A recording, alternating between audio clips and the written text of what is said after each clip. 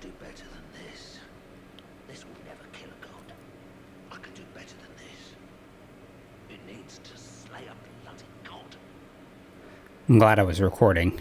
Okay. Oh, it's you. Yeah. Don't pay me any mind. It's not important. Just lay out your arms. I mean, slaying a god is pretty important, right? Huh. I mean, a while ago, right, he was doing some whole prayer to divinity, asking forgiveness and stuff. And so now it's like he's chained here to work for us, right? You can see with the shackle, and he's like, yeah, I've got to work for you guys, blah, blah, blah. And, like, for what purpose? Just to make the weapons? And what's the purpose of the Tarnished is to go out and, like, fix the Elden Ring, become Elden Lord, right? So, like, is killing a god somehow tied in with there? Which isn't, like, super, like, unheard of or, you know, seem outlandish, but, Welcome back to some Elden Ring. It's our lore playthrough, reading the item descriptions, taking our time, looking at things, etc., etc. Kind of experiencing it like it's our first time going through the game again. We're gonna be doing stuff with Radahn today. It's time. We've waited long enough. We could obviously be going into the capital, but it felt like now was a good enough time to do it. We've waited a while. Now we're here outside of Castle Redmane, and depending on how you like sequenced your game, like the events that you did, you can get some very different like encounters here, a very different first experience. For us, because we went here relatively like early, it was fortified, right? We would not be able to just walk up here like this. There would be friggin' siege weapons and soldiers, just completely fortified to keep people out. But as you can see right here, there's nobody here. And if we went all the way in, like now, there would be nothing. But while we went there before, soldiers were filling the place. We get to the end. There's Crucible Knight and a Leonin, Misbegotten. We end up talking to some old dude who basically tells us we're too early. You know, the bell hasn't rang yet you slipped into the painting, like, come back later, right? It also confirms that, you know, with that dude with Gale, or no, his name's not Gale. See, it's because there's a Castle Gale over here, and he looks a bit like Gale from Dark Souls 3. But Jerren there, the Castellan, or like kind of steward for this castle, he tells us that Radahn is holding the stars in check, which is what we needed for Ranni's questline to unseal her fate, because the stars cradle the fates, as specifically the Carrion family's fates. But he says that the stars haven't aligned yet. The festival hasn't happened yet. It's not time. Just wait a little bit longer. Well, now it's time. So if we go in there, we'll find that there's no soldiers at all. Now, I think it could have been kind of interesting to like to have the soldiers still here, but like in a passive state. You know, they're not hostile or anything like that. But maybe that was just too much to do, and maybe like it's empty because like what's the word, like canonically, like we came through here first and cleared out all the soldiers. Or maybe it's because we're not the only people here now. We can see a nice plethora of other fighters. I don't remember that being there before. Pretty grim. And freaking Blythe is just warming himself up. So we got Blythe. You've got a phantom dude there. He's permanent. He does exist there. Our warrior jar friend, Iron Fist Alexander. A maiden of some kind. Lots of people. And this is a Castle Plaza. Do we still have it? Yep. So what do we have here? Let's talk to her real quick. Look, she has on Finger Maiden garb. Well, close. Like, this is not the same helmet, but the, where is it at? Finger Maiden robe. Oh, it is. I guess it's not the same, but if we end up summoning our Finger Maiden's Therlina, it's basically the same look. She does have a glowing hand, polite bow. Very nice. Let's talk to Blythe. Thought I might find you here. I must admit. Yeah, I guess we didn't go and talk to him. Oops. We missed our meeting. But it looks like you're still in one piece, eh? You must have heard by now, right? That star-scourged Radahn holds Ranni's fate in stasis. But once he's out of the way, it will spring back into motion. So now, we stand against the demigod once known as the strongest of them all. The way ahead is pleasingly simple. We fight, sword and fang. Yeah. Very good line. Fight sword and fang. Champions, welcome. The stars have aligned. The festival is nigh. Nice. General Radahn, mightiest demigod of the shattering, awaits you. Champions, prepare for battle. Defeat the general, claim glory, and grab that great rune.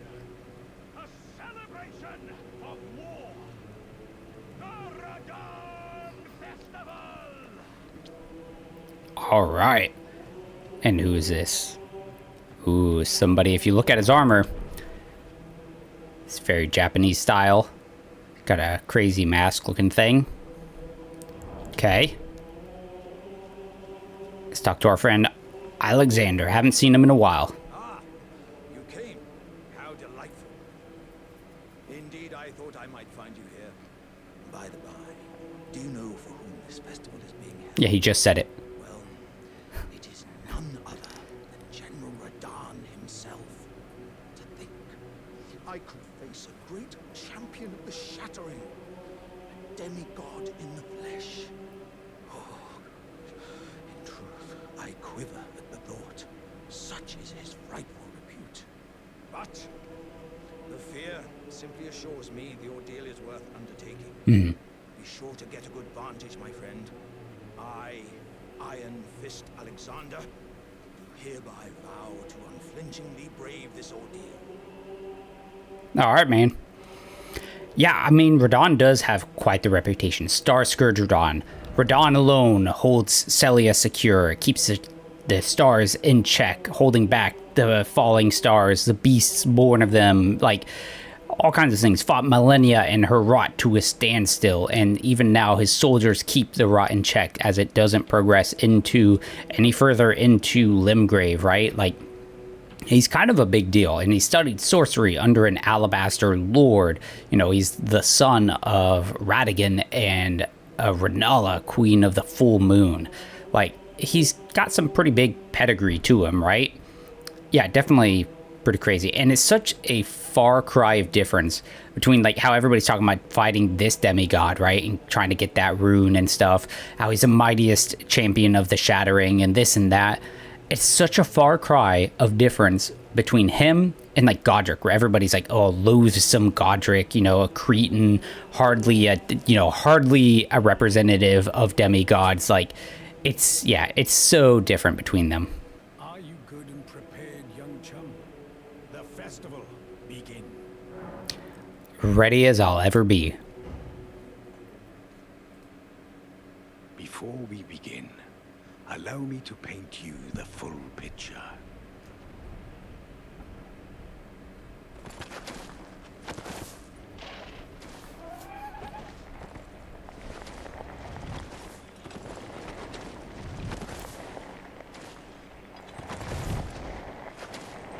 General Radahn is cursed ever to wander.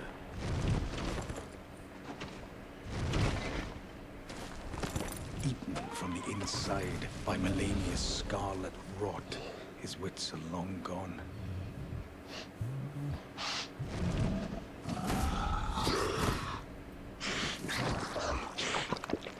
Now he gathers the corpses of former friends and foes alike, gorging on them like a dog.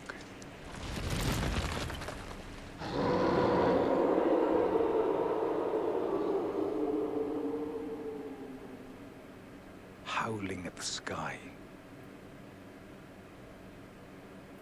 But now, we must make merry. So serious. And now, yeah. Gathering of champions. The revels begin. The celebration of war. The Radahn Festival. Heartening cry. Yeah. Yeah, so, I mean, we finally get some good looks at Radahn, because we haven't really seen him. You do get to see him in some of the opening cinematics, but it's not explained then who he is, like, who that character is. And, I mean, we see him there. He talked about how he's been cursed to forever, like, just to wander now, and his wits are gone, eaten from the inside by millennia's cursed rot.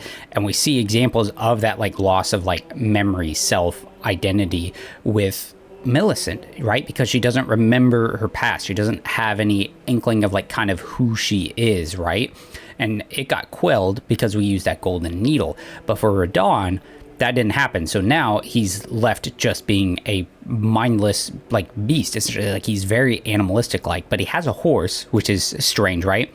But then he looks like a beast as it goes down, literally just bending over and feasting on bodies and howling at the sky like a dog, right? Which is kind of a shame. Like you think about like what he's associated with, and what is he associated with? These like lions, but now he's, you know, compared to like a dog, and dogs are often thought of as low animals in some cultures, right? So yeah, interesting there.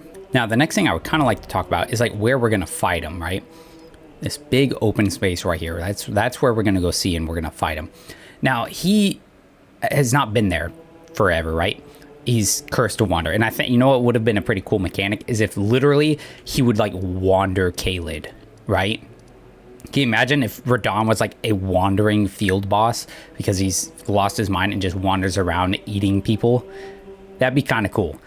But I don't think this is where he fought Millennia, right? Because where did the Scarlet Rot bloom? Like they fought each other to a standstill, and then the Scarlet Rot bloomed. And it's right here. Like this is where it bloomed, right? The heart of Aeonia. That's what they say. So this is where Radahn and Millennia fought. At least that's my thought, right? And what else do we find here? We find these soldiers. There was the Commander O'Neill. O'Neill? Yeah, maybe. And he was like, I gotta find the banner. I gotta remember what it says. So, right, beaten red battle standard furled around the time-worn halberd. Even after his lord was fled, Commander O'Neill continued to brandish this flag in the devastation of the rotten field of battle. The sole veteran who remembers this battle was Pride. So I'm pretty sure he was a soldier under Radahn, right? And who was his lord? It would have been Radahn. And when Radahn like fought her off to a standstill and then things bloomed, that's when Radahn would have retreated, because now he's afflicted by Scarlet Rot, and it would have taken time to eat away at his wits and stuff, and eventually he ends up where he is now. And O'Neill stayed there to brandish the flag in the devastation of the bloom, the sole veteran remembering the battlefield, right? The battle was Pride, you know, how they held it off, how he stopped the incursion of the Clean Rot Knights. Yeah, that's how I see it happening anyways. Anything else? Nope. Okay. Let's go ahead and head on down. I don't think we were able to go in here before. It's an interesting little church thing. Has some interesting parallels to the one in Stormvale that you find Rajier. It's obviously not quite the same. And the one there, I believe, had statues of that old man looking thing with like flowers blooming up around him, which is a lot like the Radahn icon. Yeah, there's the field there. And look how there's still those like... See, what are these banners at? Like, right? See these ethereal banners? Where's the other place we see that? We see that outside of Lanedale, right? Now, why would they be in these two places? Because I would say these banners are associated with Radahn in some fashion. Now, why they're ethereal and stuff, I don't know. So maybe Radahn had forces that were pushed up to all the way up here before he was repelled. You can see ships in the distance and stuff too. It's very cool. Here we go. Travel.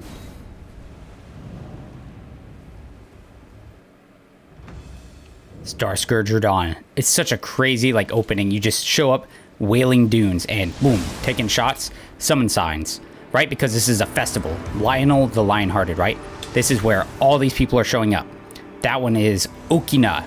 Now we know a little bit about Okina because of the little dagger, the offhand auxiliary weapon, Iron Fist Alexander. What else do we got? Can we summon any more? Not right there. Oh, look at those go. It's crazy too. Look how he's like an archer. Look at these big old like lance arrows going about. And you know what they look like? They look a bit like the Clean Rot spears. Hey, Patches, dude. And we saw those things on all impaled on his back. See how they're like lanced in there like he's some great beast. And I mean, the dude is truly massive, right? Patches is staying for a very long time. Look at him go.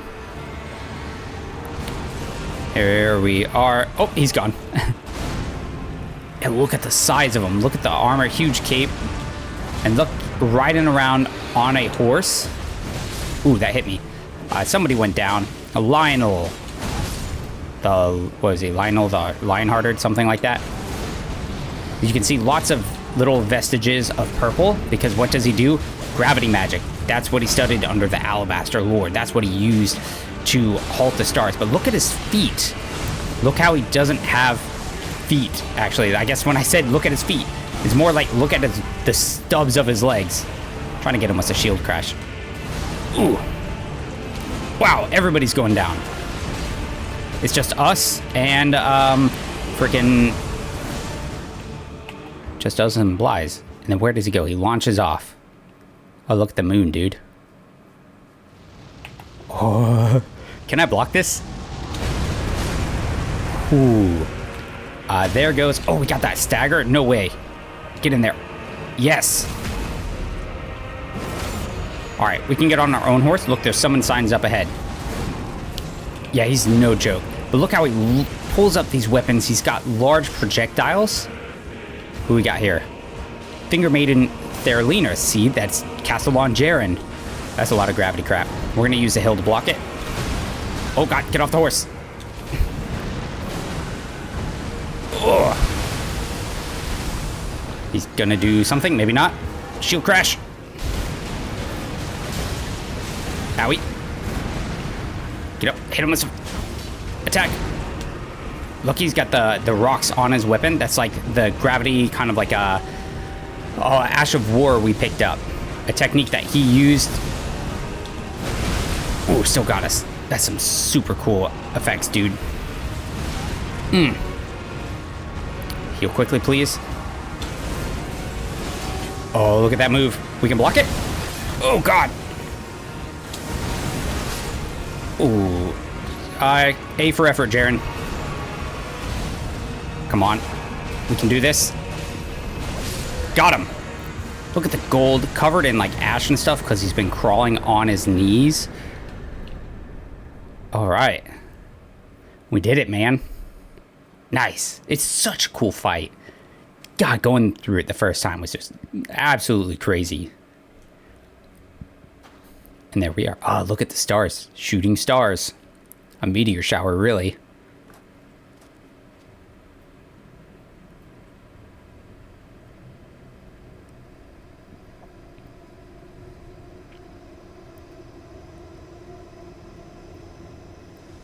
Whoa, look at that one.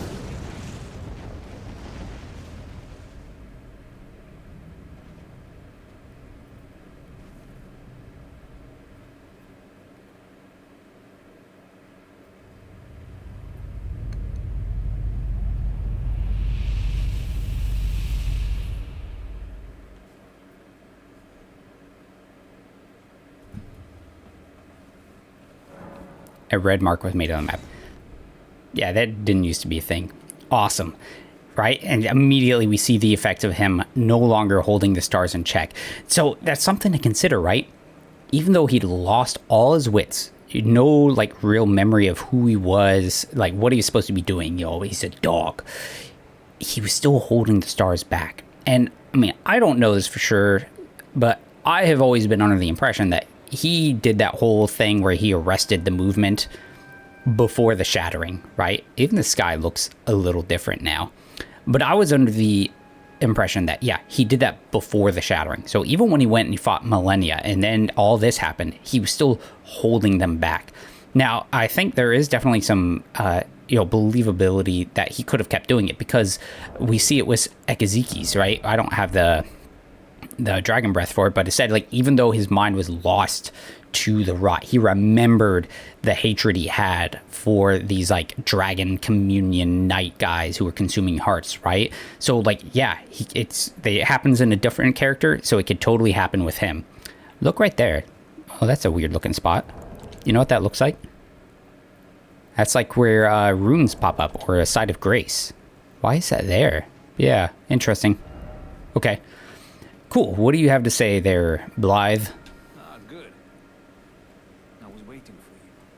What a sick way to fight, eh? The glory of the clash is shared by Radahn and you.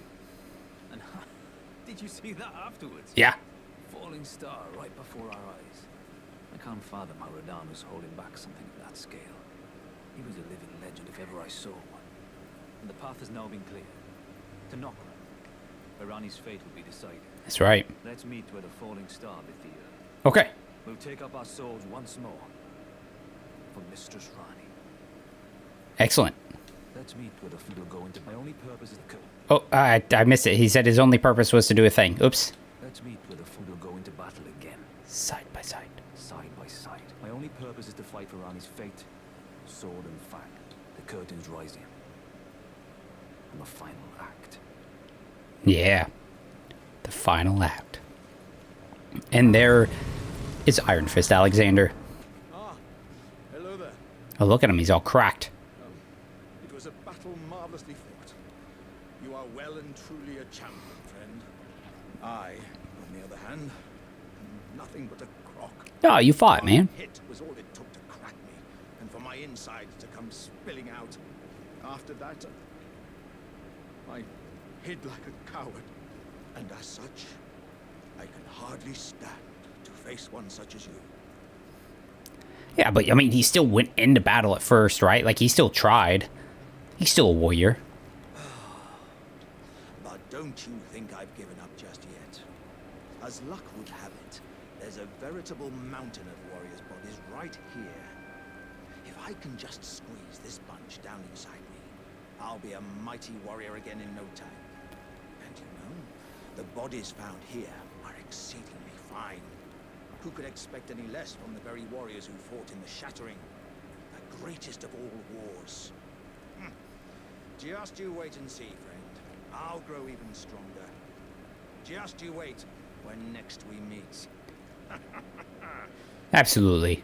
So, yeah, I mean, he's doing exactly like what we know the jars are supposed to do. They have meat in them, and we know with some of the other items I've talked about them how there's warriors inside, and he says as much right there, and he's collecting the bodies of all the warriors here, the bodies of the Shattering, to make himself stronger, which kind of lines up with kind of like what the grafting kind of does, right? It used, parts of tarnish and stuff. That's how Godric was able to do different. Oh, that's why there's a thing here.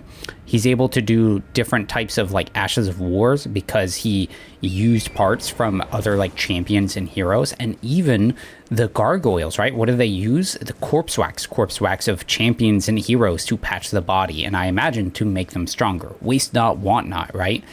Very cool. Now we know there's a catacomb way over here, so we're gonna do that, and then depending on how the timing and stuff's kind of looking, that might be the last thing we do, but we do have some other stuff we need to check out as well. So once we get up here, we're gonna get the Site of Grace, and then we're gonna go and check out the things we got for completing that fight. Look at all these columns, man.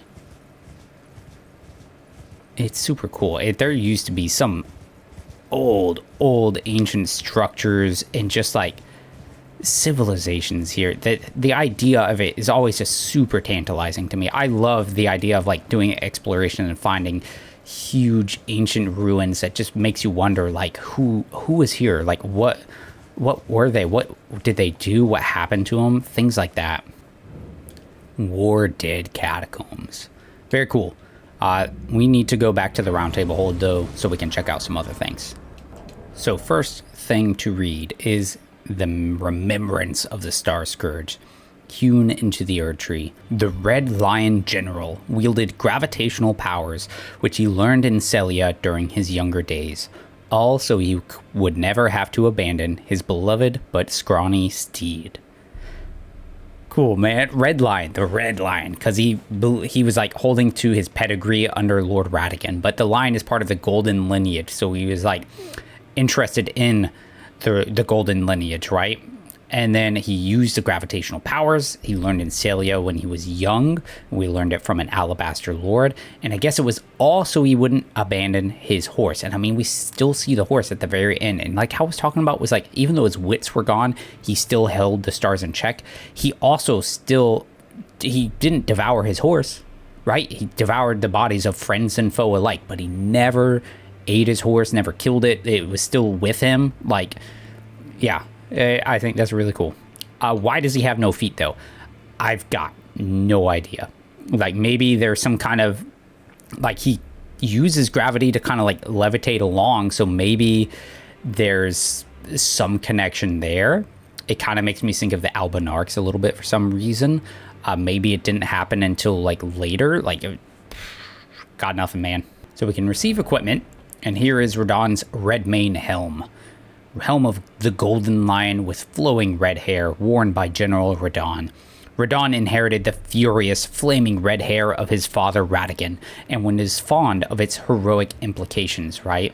Because that was one of the things with Radagon's icon. Thus did the hero aspire to be complete, studying sorcery, studying incantations, and I get the feeling that, like, Radahn was basically like a warrior of sorts, a swordsman maybe. Like, I don't know that he really did any of those other things until he became the consort for either one of those queens. I was born a champion's cub. Now I am the Lord of the Battlefield's lion. Now, who is the Lord of the Battlefield? That is Godfrey. We see that with the Crucible armor, right? They say he was once the Lord of the Battlefield before he became like Lord, Elden Lord with America, and he took Serosh onto his back to hold back his ceaseless bloodlust, right? And so it's like he was like, yeah, I'm the champion's cub, now I'm a lion of the Lord of the Battlefield, because, like, you know, Godfrey had to abandon his bloodlust. Yep. Armor depicting the Golden Lion, worn by General Radahn. The Golden Lion is said to symbolize Godfrey, the first Elden Lord, and his beast regent Serosh. From his youngest years, Radahn was naturally captivated by the Lord of the Battlefield. See, it all lines up. Now we can see what we can get from his remembrance. The Star Scourge Greatsword. Look at the design. And one is like a black onyx blade. What's it say? Curved greatswords of black steel, wielded by General Radahn, a pair of weapons decorated with a lion mane motif. And you can kind of see it around the hilt. But it's, the design on the blades itself is interesting, right? These like lines and stuff. It reminds me of like magnetic fields or something. And it also reminds me on the like summoning stones, how it's like that blade stake thing in there where you like activate it and you can summon things. There are a bunch of like lines on there, and it makes me think of that. But Radahn earned considerable renown as the Star Scourge in his youth. See, in his youth, so before the Shattering, right? And it is said that it was during this time he engraved the gravity crest upon these blades. So it's a gravity crest that he engraved, and the Star Caller cry. Bring them together and roar into the skies, pulling in enemies with gravitational wave. Then follow up with an additional input to slam down the gravity-infused swords. Now, it says they're made out of black steel, and the way the coloration and stuff, it reminds me of the meteoric blade. So I wonder if it's also made out of like meteor ore, making it deadly to beings born from falling stars. And the Lion Greatbow, and I mean, we see him using a bow. It's interesting, like, how in a way he's kind of like Radahn, right? Radahn studied multiple avenues to become complete. And this guy, it's not like he just used gravity magic. He's not just like a sorcerer like his mother. He is a warrior. He used blades. He used gravity magic. He used archery, right? But they all kind of blend together, all like tied together with gravity magic, right? A great bow of black iron wielded by General Radahn, decorated with a lion mane motif, imbued with gravitational power of the Star Scourge. When used along with Radahn's spear, it becomes a true weapon of a champion. Very cool stuff. And the Radahn's ruined skill, ready it, fire a sudden flurry of arrows up from the sky, and they will pour on foes like rain. We actually see some of the Redmane Knights doing that to us when we were going up to Castle Gale, or Fort Gale. And he was doing the same thing to us when we were trying to approach him. And if we look right here, there's Radahn's spears. Great arrows used by General Radahn during the Festival of Combat. These are in fact the many spears with which he was stabbed by the Clean Rot Knights, imbued with his gravitational power. It's so awesome. Very rad, man. But now we're into the Dead Catacombs. Got the ghost flame going on. Dead. Ooh, look at those. Ghosts. Clean Rot Knights, Redmane soldiers. Battling each other for all eternity. Now, it's interesting, right? There seem to be some sort of inconsistencies with some of the ghosts, right? I mean, we have spirit summons that are used from ashes, like they've been burned, which is very similar to the ashes of war. They're ashes of, is it soldiers, warriors, or just remembrances of battles and the skills that the warriors used, right? Does it say more on any of these? Nah, right? So, like, the Ash of Wars and the Spirit Ashes have some similarities, right? And that's how they summon the spirits. But then you've got the headless, like, mausoleum soldiers, how they, you know, offered up their heads. They willingly decapitated themselves so that they could guard the mausoleums in perpetuum, right? But these guys have their heads. So, like, not all ghosts seem to need to, like, have that kind of sacrifice in order to willingly become ghosts. Or maybe these guys were unwilling. Like, if you want to willingly and forcefully do it, you have to do something like a big action or sacrifice. Maybe these guys are just somehow tied up with, like, that's the wrong thing again. Somehow tied up with the, you know, with the atrocities of the battles that they fought and stuff, and the strong emotions and everything. It is filled with scarlet rot. There's a rot knight there. Man, look at them go. They are just absolutely laying into each other. Hey, a chest. Don't mind if I do. I'm busy. Collapsing stars. Very cool. Run away. Hey there. Here's the description for collapsing stars because I totally forgot to read it earlier. One of the glintstone sorceries that manipulates gravitational forces. Obviously, it fires numerous gravitational projectiles. Any foe struck will be pulled toward the caster. You can charge it to enhance potency. A gravitational technique mastered by the young Radahn. I thank you for your tutelage. For now, I can challenge the stars. So he mastered this when he was young. And what's kind of interesting about that, right, is based on some of the descriptions from, you know, his armor and everything, you know, it seemed like he learned gravitational magic to, so he wouldn't have to abandon his beloved steed, though it was scrawny, right? But here, like, with the mastery of this, it's not like he mastered it and then somebody came along later and was like, hey, you know what you should do? You should challenge the stars. You know, he learned it, like, as he was learning it, or maybe before he went into it, somewhere along the line, before he'd even mastered everything, he was like, now I can challenge them. So, yeah, it's like the idea got put into his head before then, or something along those lines, right? Who knows? Oh, there's an archer. Look how they're doing gravity magic. Ooh, what a shot. Okay, get out of that. Oh, another one. It's trapped. Now, if you ever notice, like, fighting these knights, I've gotten the armor for it, so I now have, like, the answer, but it's easy to miss when you're just kind of, like, fighting them. But look at the little emblem on their chest piece. See how there's not actually, like, a symbol? Because for all the other ones, they have emblems that, you know, show and symbolize who they follow. But on the Red Mane Knights, right, look here. It's got the axe sign. Look at this one. It's got the tree symbol. It's got a castle-y thing. This has nothing. It's all blackened. And it's when they were driven to defeat by Millennia's Scarlet Rot, they burned the crest on their armor to indicate their resolve. Alas, dear home, I shan't see you again, for our duty is to remain here, a bulwark against the blight. So they were not from this region, right? This is not their home. They came here, like, in retreat, something, just as, like, a place to be, and then just held the line because they knew if the Scarlet Rot spread, it would just continue to spread. So they gave up returning home, indicating the resolve was to burn the crest and stayed to hold it in check, which is so noble. The Red Mane Knights and Radahn stuff are, like, kind of like the best, man. Tum double slash. It's another knight up ahead. Oh, I knew there was something there, right? Radahn Soldier Ashes. What will they tell us? Used to summon the spirits of 2 of Radahn's soldiers. Both spirits wield fiery weapons to perform powerful skills, such as their valor that they will immediately attack after being summoned. General Radahn's soldiers were all reputed to be masterful warriors, and it was popularly said that the Red Manes knew no weakness. Red Mane superiority, man. Alright, it is time for the boss. We'll see what we've got. Empty room off, feel the rumbles. You already know, it's a spirit. Putrid tree spirit. All right. Shield crash in. Oh, look at the breath. It's red. It's rot. It's no longer that golden, that golden fire that we normally see on them, right? Because it's been living here in the rot. So that's what it's been suffused with. So I'm curious when it, like, erupts in its, like, next phase. Oh shit! Need to move. Is it going to be rot, or will it still be the same? Like, I don't know. Another charge attack before we get the critical. There we go. Great damage. Shield crash. Didn't get the full hits. Oh, there it is. It's rot. Up it goes.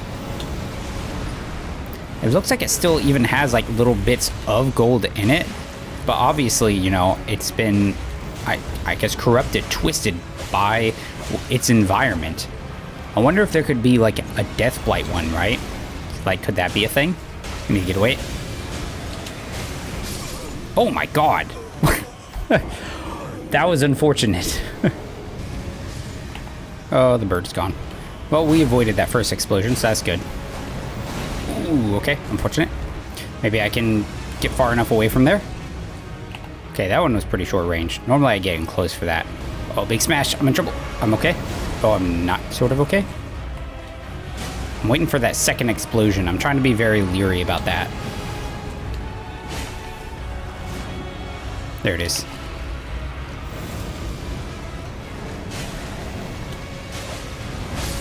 Got him. Nice.